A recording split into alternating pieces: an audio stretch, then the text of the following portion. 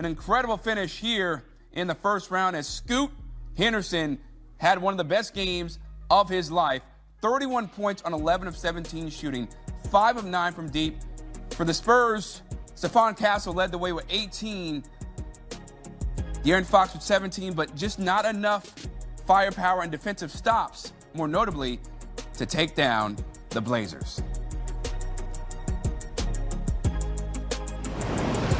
And now it's time to welcome in CBS Sports NBA analyst John Gonzalez and 16-year NBA pro Al Harrington. And y'all, this game changed dramatically when Victor Wembanyama went into concussion protocol after falling down hard on his jaw twice in the first half. Al, I'll start with you. Where did you see the change the most that led to the Blazers winning this game? I think it was just the way that they play with the energy that they play with. They really, picked it up in the fourth quarter. They had a belief in themselves that they could actually win. I mean, to your point, you mentioned Scoot Henderson, man. He played the best that I've seen him play since his high school days. But I think that it's attributed to, I think that he's finally starting to get healthy. His confidence is growing. And, if he didn't play, we talked about, Denny having a big game tonight, but it came from a surprise person, which was Scoot. And because he played so well, obviously they were able to actually win the game. Yeah, Scoot was phenomenal tonight, right? He goes for 31 points.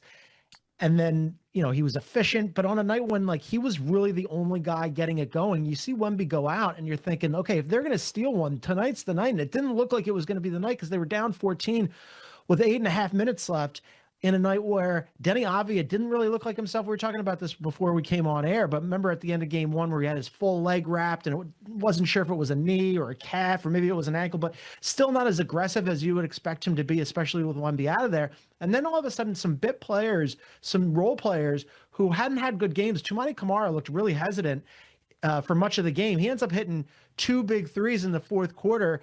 And then Denny Avdia gets close to the paint and lobs one up for Rob Williams to really put the Blazers ahead for good. And it's kind of like, wow, for them to pull this game off with Wemby potentially going into the concussion protocol, if he is officially in the concussion protocol, and we can talk about that, he probably misses game 3.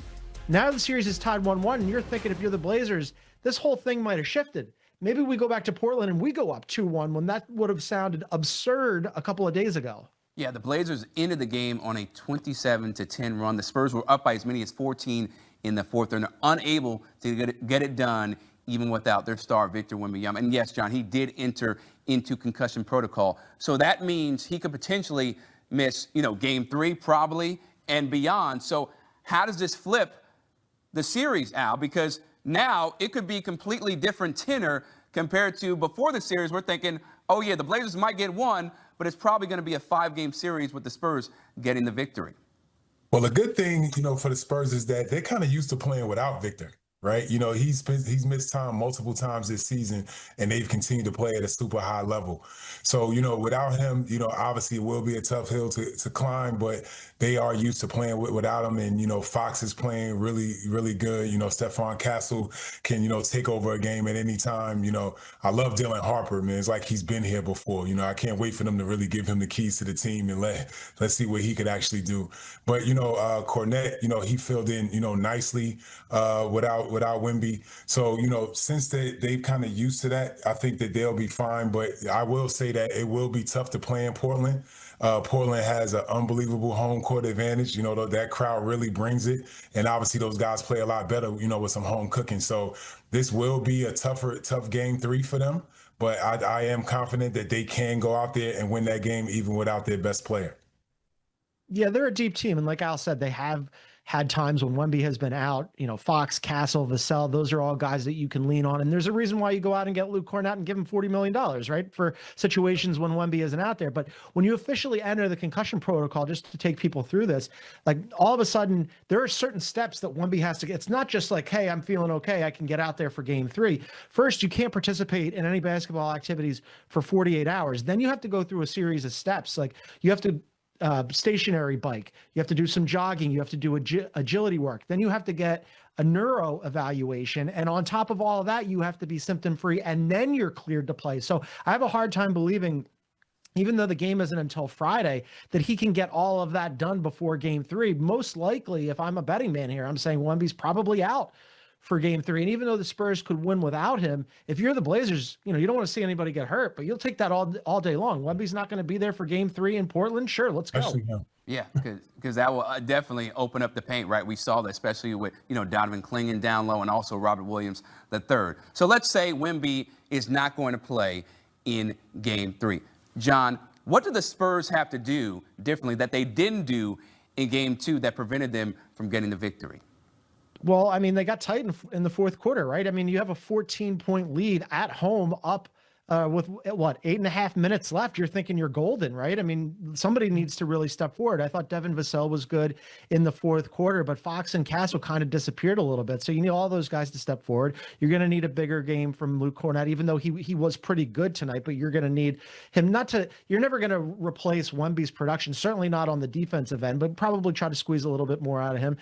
We saw Harrison Barnes go down probably with a wrist injury. Dylan Harper, as Al mentioned, he looks like the moment's not too big for him. He's a rookie. Might need him to contribute a little bit more, although he was grabbing his wrist too. So I'm wondering about the injuries there. But yeah, this is one of those situations where they're really a deep team. And I think that they're a deeper team and a better team. Certainly they're a better shooting team than the Blazers, but tonight they weren't. Tonight they only shot 29% from 3. That's usually what the Blazers would shoot, right? Tonight the Blazers had a better shooting night from 3, which was great for them, especially on a night when Denny Avdia didn't really have his full offensive bag. So Spurs just got to be a little bit better shooting and then defensively. Yeah, definitely. I think they got to play a lot faster. Try to get the ball down the court before, Portland gets their defense set. Fox is obviously, I think, he's probably, moves into that number 1 spot without Wemby. Obviously Castle is going to, continue to just play hard and have an effect on the entire game. And then defensively, I think that's where they can actually win the game. They really settle down, which they are a pretty good defensive team. Obviously they're a lot better with Wemby, but I think if they get out there and they really communicate and, really, hold each other accountable on the defensive end, I think that they can definitely figure out a way to win that game 3 because I agree with John. I think that Wemby is for sure not going to be able to play in game 3. The series has officially begun with a road team beating the home team. We are now tied up at 1 game apiece. Al Harrington, John Gonzalez breaking it down like the bosses they are. Appreciate y'all. Thanks, bro. And look at this. This is the Blazers' first against the Spurs at home. First 11 games, San Antonio took all of them. On Tuesday, the Blazers steal one right under the nose of San Antonio, 106-103. And now we are going back to Portland with the series all tied up in one of those 106 points, most points allowed in a home playoff game versus Portland.